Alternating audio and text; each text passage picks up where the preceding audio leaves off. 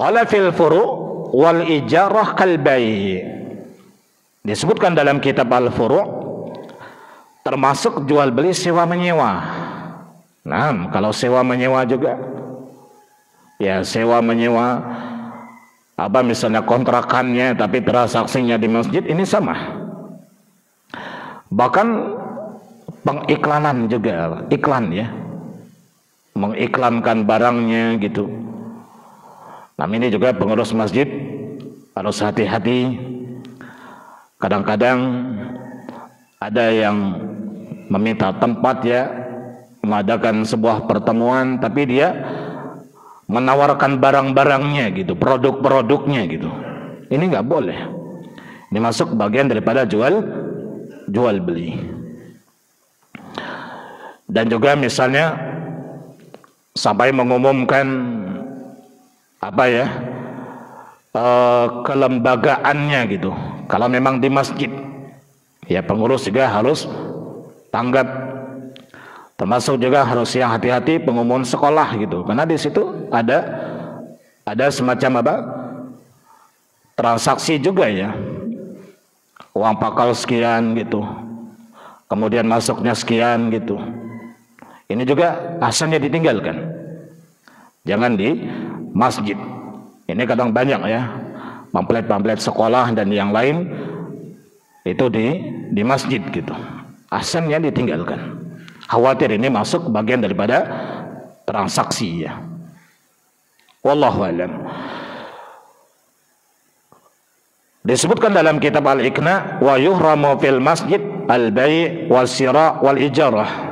Diharamkan di masjid itu adanya jual beli dan juga sewa menyewa. Barang siapa yang melakukannya, kata beliau, fa batil, itu batil.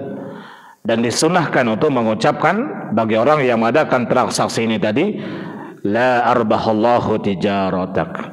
Ya, semoga Allah Subhanahu wa taala tidak memberikan keuntungan kepada perniagaan Anda, rada'an lahu. Ya, sebagai bentuk apa namanya? Tahziran, ya, teguran kepada dia. Nah, kemudian faedah yang berikutnya di sini, bahwasanya masjid ya dibangun untuk ketaatan kepada Allah, untuk ibadah kepada Allah Subhanahu wa taala, dan wajib untuk menjauhi yakni perkara-perkara dunia, sebagaimana tadi yang kita sebutkan. Kemudian yang terakhir di sini beliau menukil perkataan Imam Al-Qurtubi, wa tusanul masajid anil bai' wasyira' wa jami'il asghal. Ya, supaya masjid agar dijaga dari jual beli, kemudian dari semua kesibukan-kesibukan. Karena memang masjid untuk dibangun tadi untuk ketaatan kepada Allah, untuk ibadah, untuk salat, zikir dan yang lain. Wallahu ta'ala, ini jemaah yang muliakan Allah Subhanahu wa taala, barangkali faedah yang bisa kita petik dari hadis ini.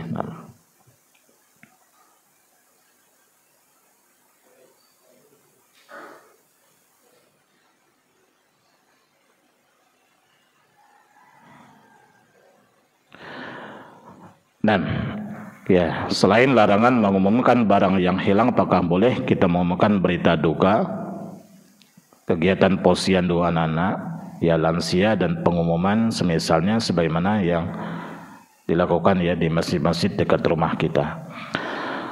Pertama, pengumuman berita duka ini disebutkan oleh para ulama kita, paling tidak ini adalah makruh jemaah. Ya, jadi hendaklah kita menjauhinya juga. Dan insyaallah sudah bisa tersampaikan dengan cara yang lain. Kalau sekarang kan saya katakan media sudah banyak ya, cukup dengan di grup-grup WA, di masjid, grup-grup masjid dan yang lain sudah tersebar.